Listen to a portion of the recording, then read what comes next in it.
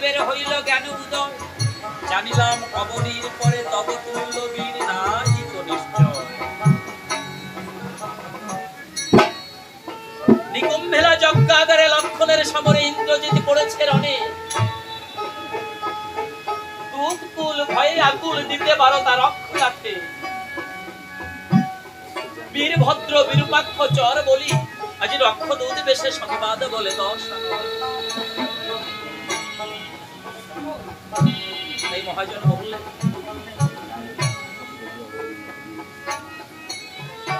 এই লোক নিজেই দশানন নয়, ত্রিকালজ্ঞ দশানন নয়, আজ বাৎসল্য প্রেমে দিশেহারা একজন বাবা দশানন।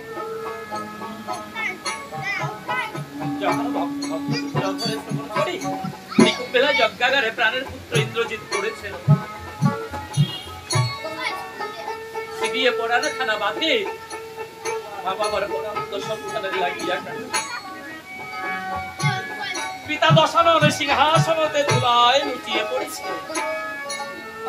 ধুলায় ধূসরিত অঙ্গ লোহিত লোচন, ক্ষণেকে চেতু আবারে ক্ষণে পচে।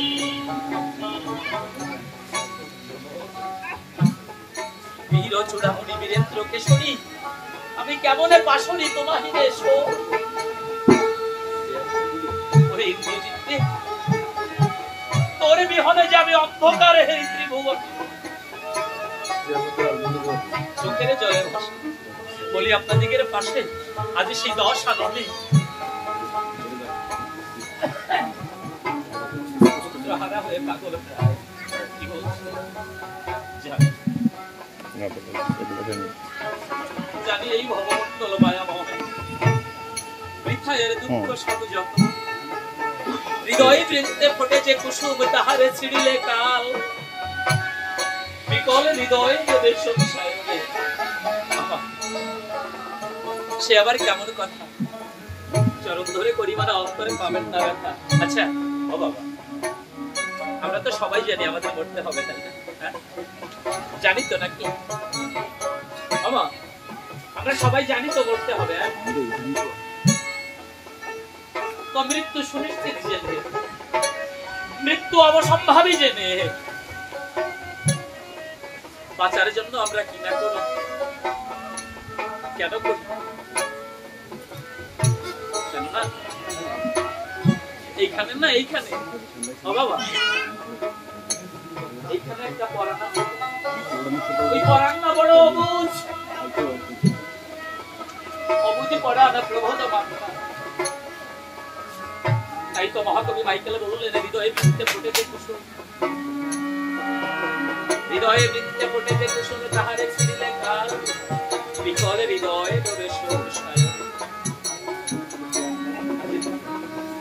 পিতা দশাননে চোখের জলে ভাসে আরে কেঁদে কেঁদে বলছে ওরে ওরে এতদিনে আমার সোনার লঙ্কা বুঝি আমার হইবে।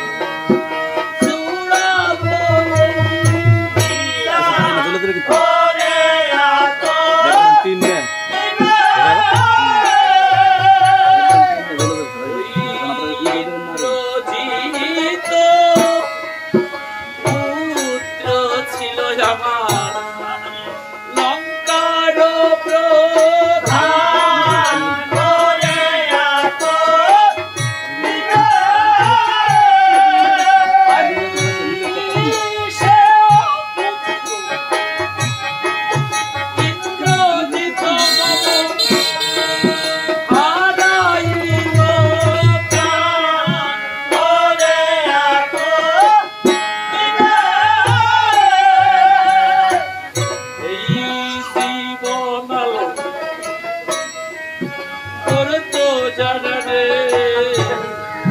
সবাই ছেড়ে গেল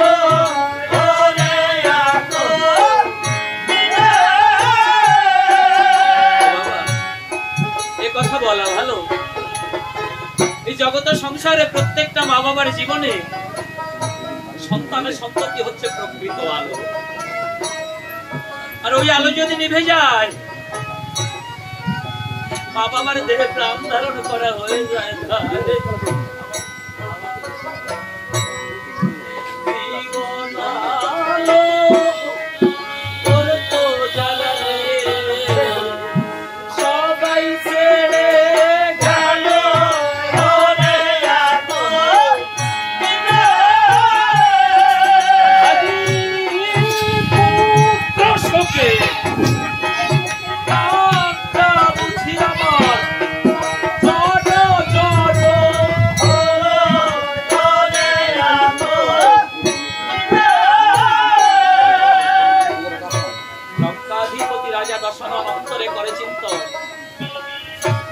দেবেন্দ্র বাঞ্ছিত আমার সুন্দরী মনোহরা কনক লঙ্কা, যে লঙ্কায় জমের অধিকার ছিল না, যে লঙ্কা পানে ওই জমটাটা চৌকে তুলে তাকাবার সাহসে পেত না, আজ সেই দেবেন্দ্র বাঞ্ছিত সুন্দরী মনোহরা কনক লঙ্কারে কেমনই করুন পরিণতি। বুঝেছি আমি এর একমাত্র কারণ ওই সীতা, ওই পাবক শিখা রূপিণী জানকীকে যেদিন আমি আনিত হইব গৃহে, সেদিন হতে একটার পরে একটা অমঙ্গলে লেগেই রয়েছে আমার লঙ্কা ধামে। তাই আমি যাব সেই অশোক কানন, আজি খড়গা ঘাতে ওই সীতাকে দ্বিখণ্ডিত করে সাগরের জলে নিক্ষেপ করব।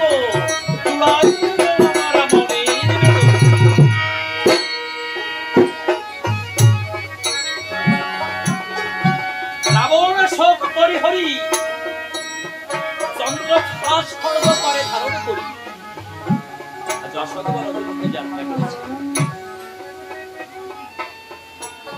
অদূর হতে রানী মন্দোদরী ওই দৃশ্য দর্শন করি, অন্তরে চিন্তা করে হায় রে, আমি না জানি কোন অপরাধের ফলে দেবেন্দ্র বাঞ্ছিত সুন্দরী মনোহরা কনক লঙ্কা আজ ডুবতে চলেছে ওই সাগরের জলে। একে তো লঙ্কা ধামে নারী নির্যাতিতা হয়েছে, নারী লাঞ্ছিতা হয়েছে, নারী বঞ্চিতা হয়েছে। আবার যদি নারীর শিরচ্ছেদে ঘটে, সোনার লঙ্কা তো থাকবে না।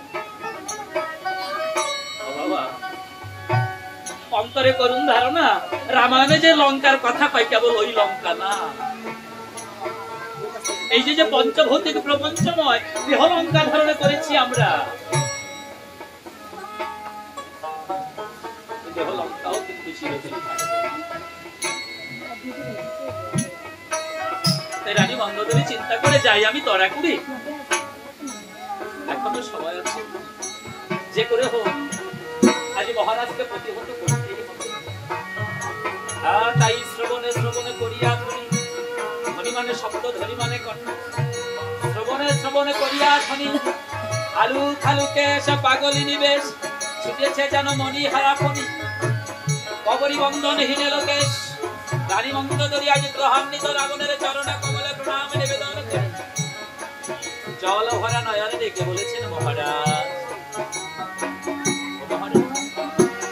তুমি চিনবে না রাম চিন্তা মনি, মন্ধে যাকে চিনতে মনি, যাকে পাইয়াও পায় না যোগী করে তলে, সেই হরির শক্তি হরিলে জ্ঞান শক্তি হারিয়ে মহারাজ তব সকল শক্তি একদিন হয়ে যাবে লয়।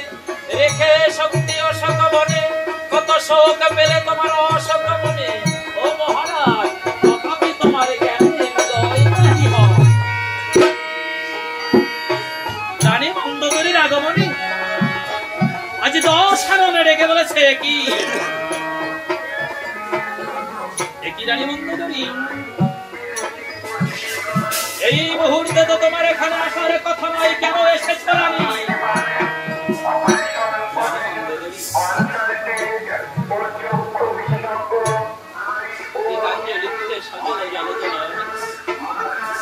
অতি বিনয়ের সুরে ডেকে বলেছে দশানন সদনে, আপনি ক্রোধান্বিত হয়ে করে খড়গ ধারণ করে কোথায় চলেছেন? রাবণ ডেকে বলেছে মন্দোদরী, এতদিনে আমি চিন্তা করে দেখলাম কেন আমার কনক লঙ্কারে আজ এই এমন করুণ পরিণতি। ওই অগ্নি শিখা সম জানকীকে যেদিন এনেছে বিলম্ব ভাবে, সেদিন হতে একটার পরে একটা অমঙ্গল লেগেই রয়েছে আমার লঙ্কাপুরীতে। তাই আমি যাব সেই অশোক কারণ আজ খড়গা ধারণ এই সীতাকে বিখণ্ডিত করে সাগরের জলে নিক্ষেপ করো। তাই আমার মনের বেদনা।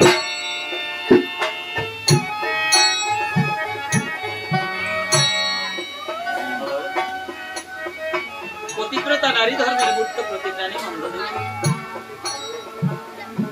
আদর্শ সহধর্মী।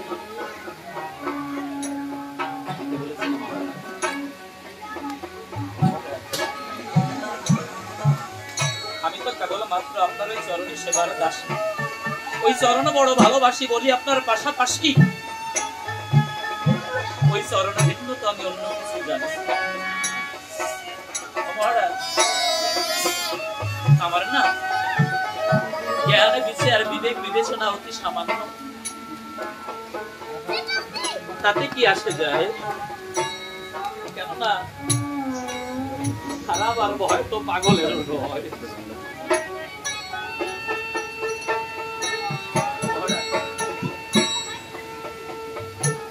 এক জন্মে আর কত হারাবারে যন্ত্রণা সইতে হবে। সময়ের আবর্তে কালের চক্রে মহাকালের নিয়মে একে একে তো জীবন থেকে সবই হারিয়ে যাচ্ছে। জীবনে যৌবনে যাতে হলো মানে সংখ্যা জিজ্ঞাসা হাসি কান্না চাওয়া পাওয়া আনন্দ বেদনা, এমনকি আমাদের আবেগ অনুভূতি কি ভাবছেন মনে মনে? রাবণ আর মন্দোদরের জীবন থেকে হারাচ্ছে, আমরা তো হারাচ্ছি না তাই আমা। কিন্তু আমার দিকে তাকান, এই যে দেখেন আমাকে খুব ভালো দেখা যায়, একটু দেখেন আমাকে। রাবণ আর মন্দোদরের জীবন থেকে হারাচ্ছে, আমরা হারাচ্ছি না তাই ভাবছেন? অন্তরে চিন্তা করে দেখবেন, তাই এমন কেউ নাই যে হারাই নাই।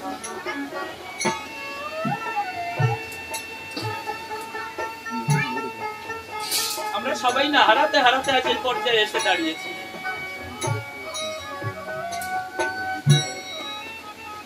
আচ্ছা, যদি আমাদের অতীত জীবনের দিকে ফিরে তাকাই, একটু তাকাই সবাই। আজকের আপনি আর আজ থেকে 30 বছর পূর্বের আপনি, সবাই হারিয়েছি আমরা, সবাই হারিয়েছি। কাকে হারিয়েছি? আমার পুরনো আমিকে,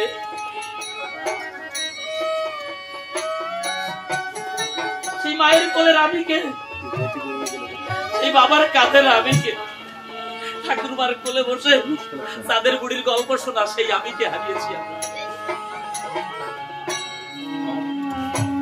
আমাদের জীবন থেকে যে দিনগুলো চলে গেছে, সেই শিশুকাল মায়ের কোলে ঠাকুরমার আছে, বাবার কাজে দুরন্ত শৈশব, দুরন্ত কৈশোর, রোদে লাদুপুরে গ্রাম্য পুকুরে অবাধে সাঁতার কাটা, বনে জঙ্গলে ঘুরে বেড়াবো, গাছের বক ডালে উঠে পাখির বাসা হতে পাখির বাচ্চা এনে বাসায় পুরে পোষা।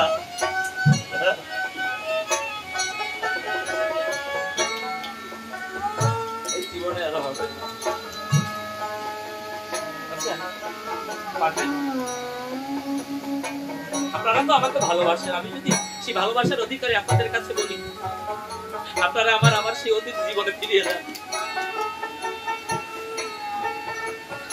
আমার সেই শিশুকাল আমাকে ফিরিয়ে দেন। আপনার তো এবার ক্যাপে আর হবে না,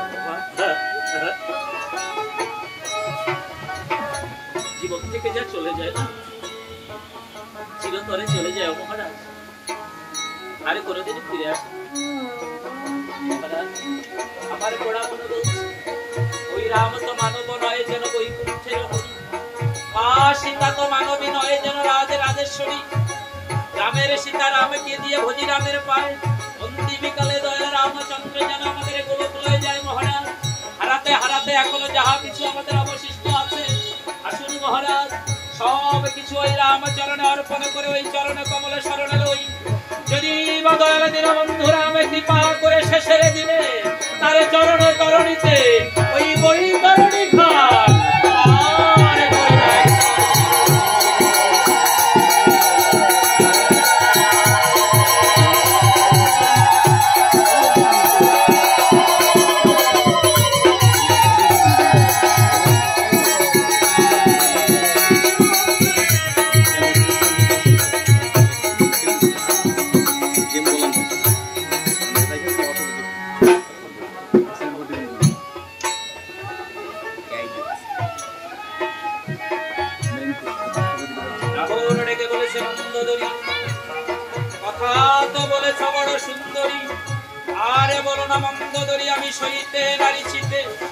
তুমি তো চিনেছ ওই নীল বরণে ভেবেছ আমার বুদ্ধি সাধারণ, যেমন বৃহস্পতিতে ব্যাকরণে তুমি এসেছ শিক্ষা দিতে, ওই শিবকে শিখাইতে যোগ, নারদকে শিখাইতে ভক্তি যোগ, হরিদ্রিকে ধৈর্য ধরা, বৈদ্যনাথকে নারী ধরা, আর উর্বশীকে নৃত্য করা তুমি শিক্ষা দিতে।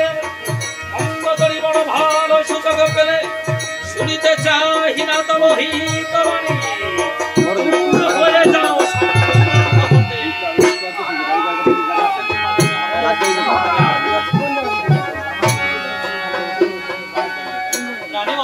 অন্তরে চিন্তা করে যেমন করি হোক আজ মহারাজের ভাবের পরিবর্তন ঘটাতেই অতি সুচারুরূপে বিনয় করি। রাজা দশরথকে ডেকে বলছেন, মহারাজ আমার পোড়া মনে আরো একটি কথা বলে। কি কথা? আপনার ভাই বিভীষণ ওই রামচন্দ্রের সঙ্গে মিশে ঘর সন্ধানে সকল কথা দিতেছে বলে রাবণ ডেকে বলেছে, রানী সত্য বটে মিথ্যা কিছু নয়, ইহার উচিত শাস্তি আমি দিব হে নিশ্চয়। রাবণে কি করে?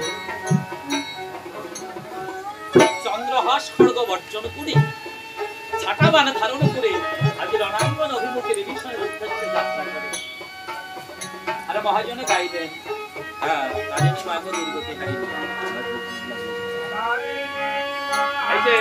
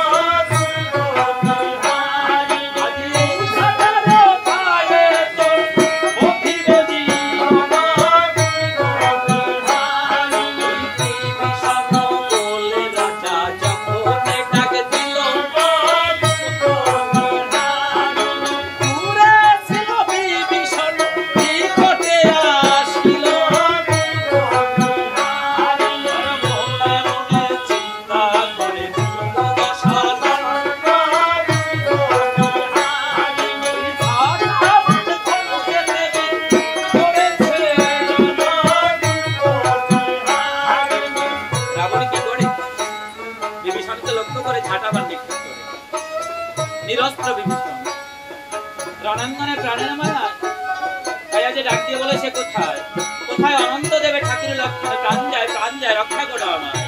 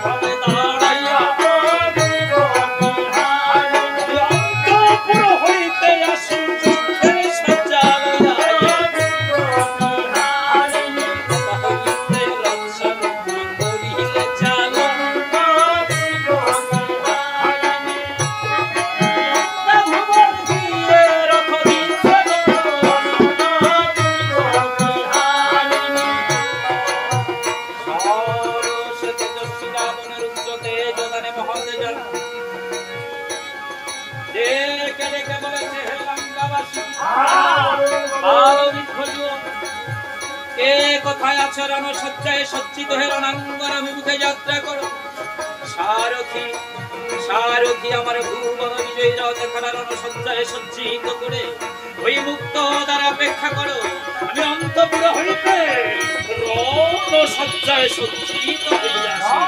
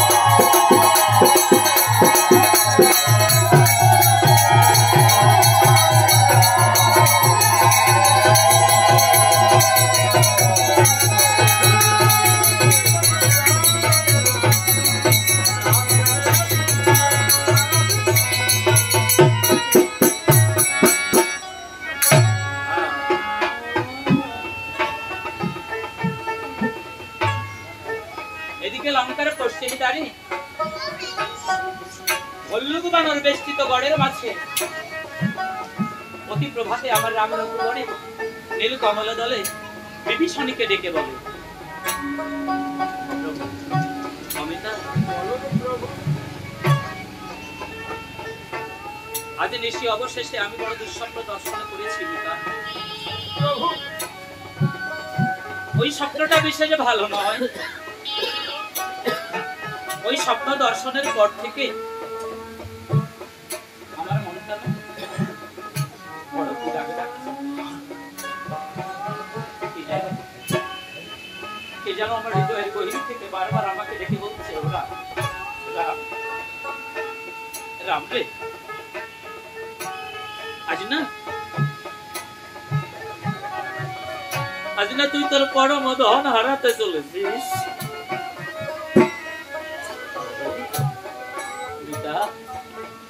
আমি না লোকমুখে শ্রবণ করেছি প্রভাতের স্বপ্ন নাকি সত্য হয়। আমার মধ্যে বড় স্বপ্ন দেখেছি পিতা আমি ঋষি অবশেষে আমার প্রাণের ভাই লক্ষ্যকে হারিয়ে আমি একা গিয়েছি। তাই তো আমি আমার মনকে ভালো লাগে বাসি। আমার পড়া মনে বলছে কখনো যেন আমি আমার লক্ষ্যকে হারাইয়া বসি। পিতৃস্বপ্ন পালিবার করে এসেছি আমি 14 বছরের জন্য এই বনবাসে। আমার লক্ষ্যকে কেমন করে এনেছি আমি। আমার বনবাসকালে আমি কি করেছি, এক এক করে আমার 700 জন মাতৃদেবীর চরণে প্রণাম নিবেদন করে ডেকে বলেছিলাম, মা ও মা, আজ তোমাদের রামচন্দ্র পিতৃসত্য পালিবার করে 14 বছরের তরে যাবে বনবাসে।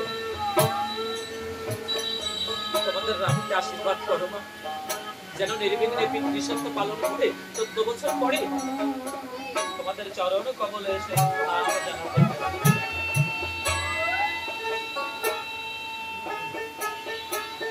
সেদিন বিমাতা কইকে ডেকে বলেছিল, রাম সাবধান সাবধান রাম, তুই যে বনবাসে যাবি কথা নিবি, তোর সর্ব অঙ্গে হেরি আমি রাজ বনবাসের স্বাধীন। আমার রাম দয়াময় সেদিন মাকে ডেকে কয়েন, মা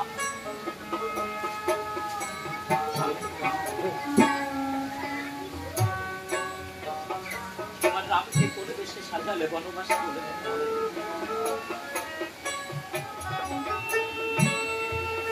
তোমার রামকে কোন ভাবে সাজালে বনবাসের স্বাদ হবে। তুমি তোমার রামকে নিজের হাতে সাজিয়ে সেদিন আমার সর্ব অঙ্গের রাজ আভরণ পরিত্যাগ পূর্ব যখন নিদারুণ গাছের বাকল আমাকে পরিয়ে দেওয়া হয়েছিল, নিদারুণ সকল দৃশ্য জগৎ নন্দিনী শীতে চিতে সইতে না পেরে আমার চরণ ধরে দেখে বলেছিল, তুমি না অন্তরে যাবে, তুমি কেমন অন্তর যাবে। এই জগতে পতিব্রতা সতীর কি দুর্গতি, তা কি তোমার হৃদয়কে স্পর্শ করে। প্রভু তোমার সঙ্গে করে তোমার চরণে সেবার দাসী করে এই অভাগিনীকে নিয়ে চলো। আমার রামের রঘুবরে ডেকে বলে,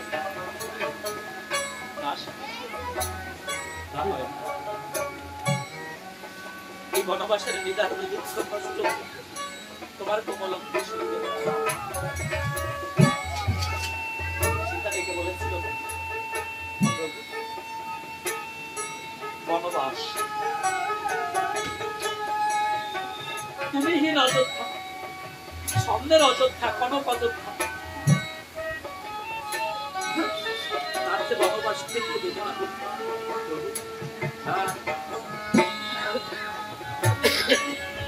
তব সঙ্গে থাকি যদি আমার ধুলাও লাগে গাও, অগুরু চন্দনে চুয়া আমি জ্ঞান করিতাম। তব সঙ্গে থাকি যদি পাই তরুণ, ওই স্বর্গধাম নহে কবু তাহার সমতুল। তব দুঃখে দুঃখ মাম সুখে সুখ ভার আহারে আহারে বিহারে বিহার আমারে ক্ষুধা তৃষ্ণা লাগে যদি ভ্রমিয়া কেন ও প্রভু তব হে মন রাখিয়া বিনোদ বল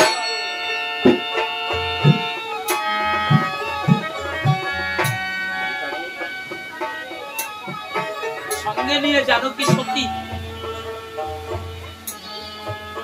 আমি বনবাসের উদ্দেশ্যে যাত্রা করি দেখতে পাই আমার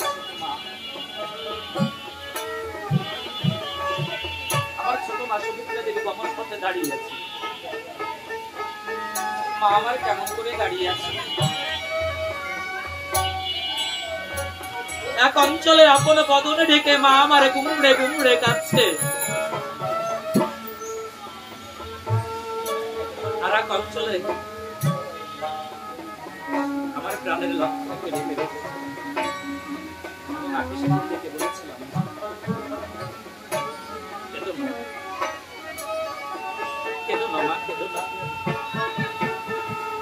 আজ সন্তান হয়ে যদি পিতৃ বাক্য করি আমি লঙ্ঘন এই জগতের বুকে পিতৃ বাক্য কেহ করিবে না পারো আপনি আচরণ করে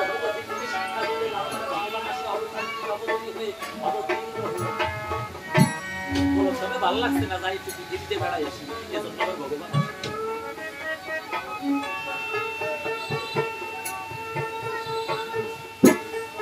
রাম রঘুবরী যেকে বলে মায়ের কাছেও তোমার রামকে আশীর্বাদ করো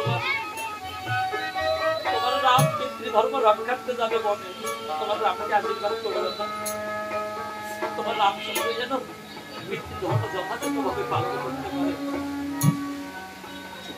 চেষ্টা করে আজ আমার রামের কমলা দলে ভেসে চোখের জলে আমাকে আশীর্বাদ চেয়েছে আজ আমার রামকে আমি কি দিয়ে আশীর্বাদ কেবল আমার এই নারী জন্মে নয় সমগ্র নারী জন্মে কি আমি সত্যি করেছি আমি আমার রামধনকে আশীর্বাদ করতে পারি শুরু করে দেখি আমার সৌভাগ্য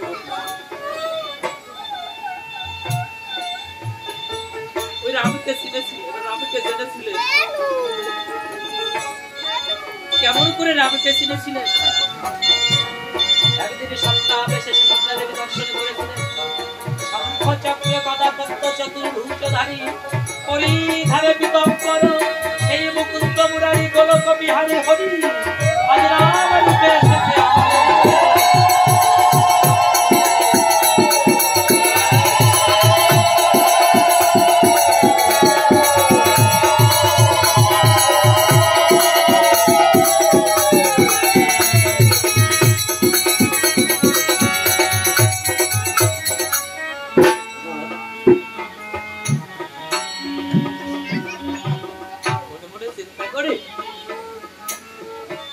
জগত পিতাকে বাৎসল্য প্রেমের ডুবে সন্তান রূপে বেঁধেছি আমরা কবর আমি কি রামকে আশীর্বাদ করতে পারি আবার চিন্তা করে না পারি কেন পারি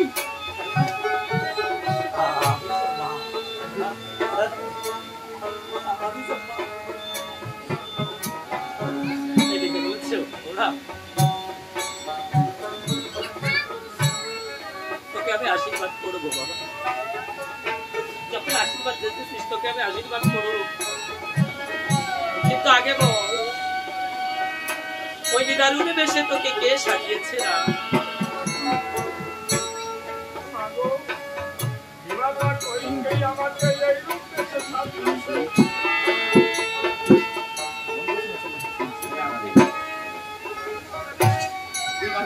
তোকে সাজিয়েছে ওরা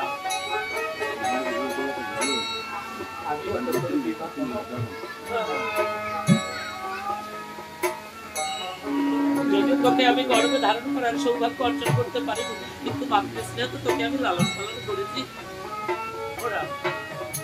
বিমাতা কইকেই যদি তোকে সাজাতে পারে বল দেখিনি আমার ধারে আমি কি তোকে সাজাতে পারি না আয় বাবা আয়। আজ না আমিও তোকে সাজাবো।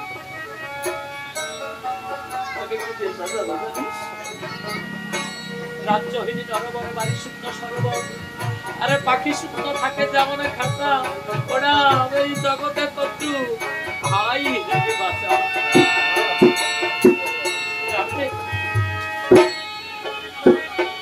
বাবা রাম ছাড়া লক্ষ্য, আরে লক্ষ্য ছাড়া রাম যে শোভা পায় না।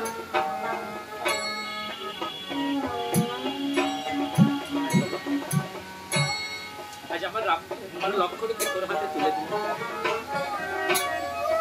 কথা নিবি আমার লক্ষ্মণকে তোর সাথে বনবাসে নিয়ে যাবে।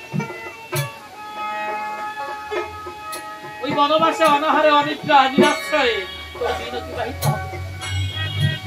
কত সাপদ অসংখ্য অরণ্য আছে তোর জীবনে চলল। তোর নবজলধর হেমকান্তি মাধুর্য মন্ডিত কোমল অঙ্গে কত আঘাত লাগবে।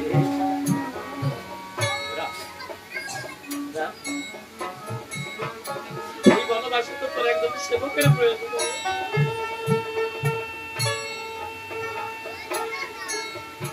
আমার লক্ষ্মণকে তোর চরণে সেবার দাস করে দিয়ে যাবে। সেদিন সুমিত্রা দেবী লক্ষ্মণকে ডেকে বলেছিল, লক্ষ্মণ আমি তোর মা হয়ে ত্যাগের মন্ত্রে দীক্ষা দিয়ে, ত্যাগের মন্ত্রে দীক্ষিত করে সর্বত্যাগী সন্ন্যাসী করে 14 বছরের ধরে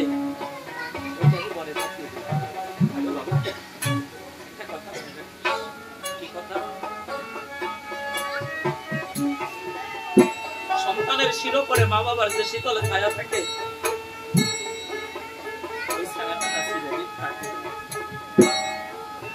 সময়ের আবর্তে প্রকৃতির নিয়মে ওই ছায়াটা বিলীন হয়ে যায়। তবে লক্ষ্মণ একটা কথা বলে রাখা, পিতার অবর্তমানে জ্যেষ্ঠ ভ্রাতা পিতৃ স্থানে জ্যেষ্ঠ ভ্রাতাকে বুদ্ধি হইতে গেছে, আর মায়ের অবর্তমানে বড় দিদি। একথা বলে রাখি, তো মায়েরই প্রতিষ্ঠা। মায়ের অবর্তমানে জ্যেষ্ঠ ভাতৃবধূ মাতৃসভা জ্যেষ্ঠ ভাতৃবধূকে মাতৃ দিতে গেল।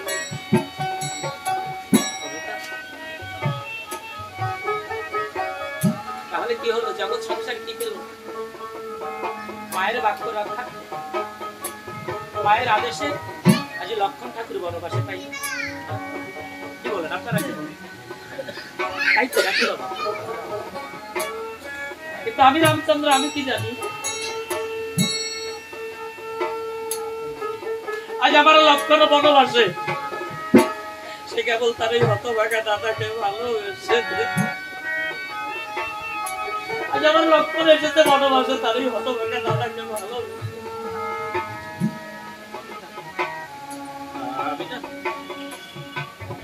আমি না চাই না তুমি আমাকে আনন্দ ঘরে চিনতে বিদায় দাও। আমি আবার প্রাণের ভাই লক্ষ্মণকে নিয়ে দেশের মানুষ দেশে চলে যাই।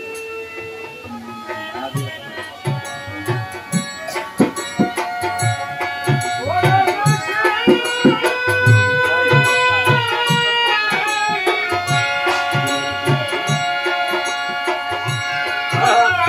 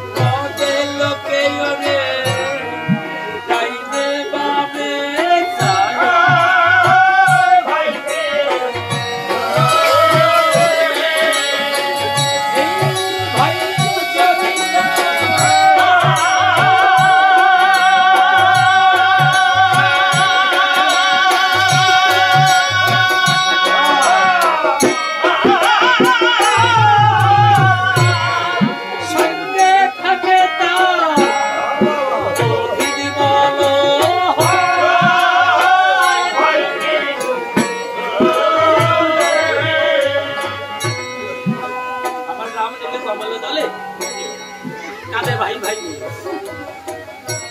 লক্ষণ ঠাকুর অদূরে দাঁড়িয়ে নীরব নিভৃতে সকল কথা শ্রবণ করে এসে ডেকে বলে রাম দাদারে দাদা দাদা গো ওই দেশের লাগি যদি তোমার প্রাণ কান্দে তুমি যাও আমি যাবো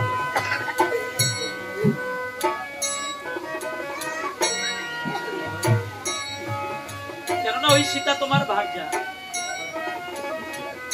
সীতা তোমার প্রেয়সী তোমার অর্ধাঙ্গিনী কিন্তু ওই সীতাকে আমার মা এই লক্ষণের দেহে একদম রক্ত কণিকা থাকতে সে তার মাকে শত্রুর করে শত্রুর আলোয় রেখে কোনোদিন দেশে যাবে না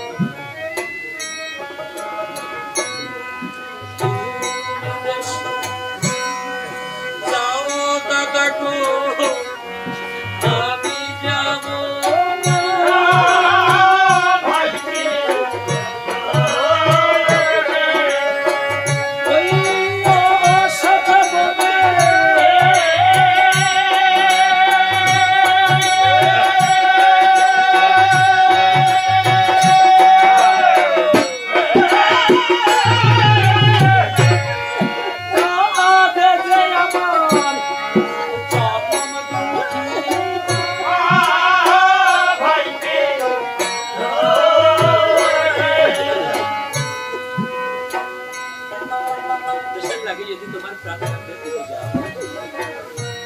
আমি যাবো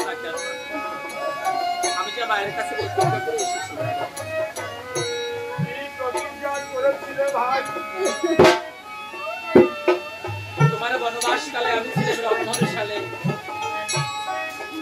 মা আমার কি করেছিল আমাকে স্বর্ণ থালায় অন্ন দিয়ে ভরা করে আসনে পেতে অঞ্চলে বদন ঢেকে ঘুরতে ঘুরতে গিয়েছিল আমি মাকে ডেকে বলেছিলাম মা এই পৃথিবীতে এমন কোন মা আছে বলি তোমার কাছে সন্তানের সামনে স্বর্ণ থালায় অন্ন দিয়ে চোখের জলে ভাসে তুমি অমন করে কাঁদছো কেন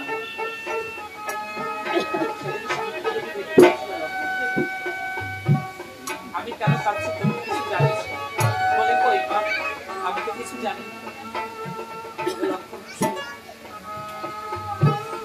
তোর রামদাদার যে 14 বছরের বনবাস হয়েছে তাই তো লক্ষণ পুনশ্চ মাকে ডেকে বলেছিল মা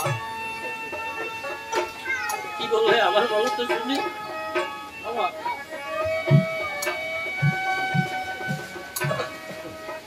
ওই রামদাদা কার ওই রামদাদা বুঝিয়া আমার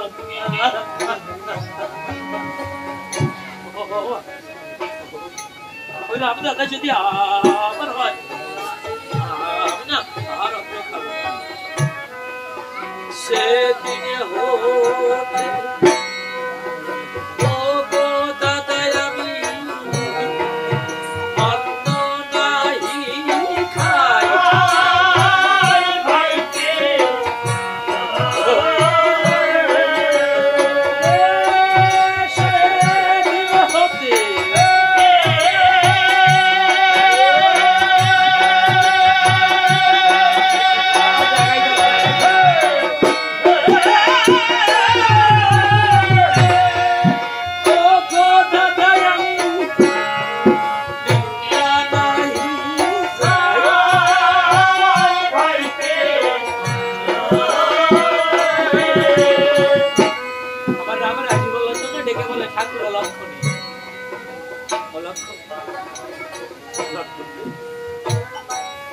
আমার মন কি চাইছে জানিস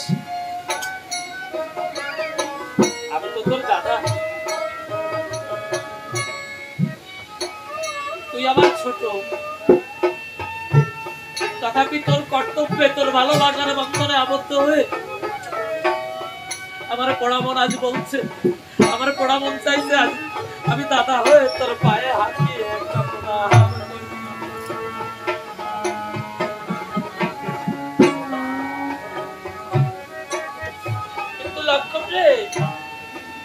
অন্তরে করে ধারণা এবারের লীলায় আমি বড় হয়ে এসেছি তোকে ছোট করে এনেছি লোকাচারে আমি তো তোকে প্রণাম করতে পারবো না তবে কথা নেই এর পরবর্তী লীলায় তোরে আমি দাদা শুক্লা আর আমি হব বাসির কিশোর মদন। কেন তোকে দাদা বানাবো? দাদার চরণের সেবার মাঝে কি শুক্ল আনন্দ আছে বলি তোর কাছে। তোকে দাদা বানিয়ে তোর চরণের সেবা করে ওই শুক্ল আনন্দ আমি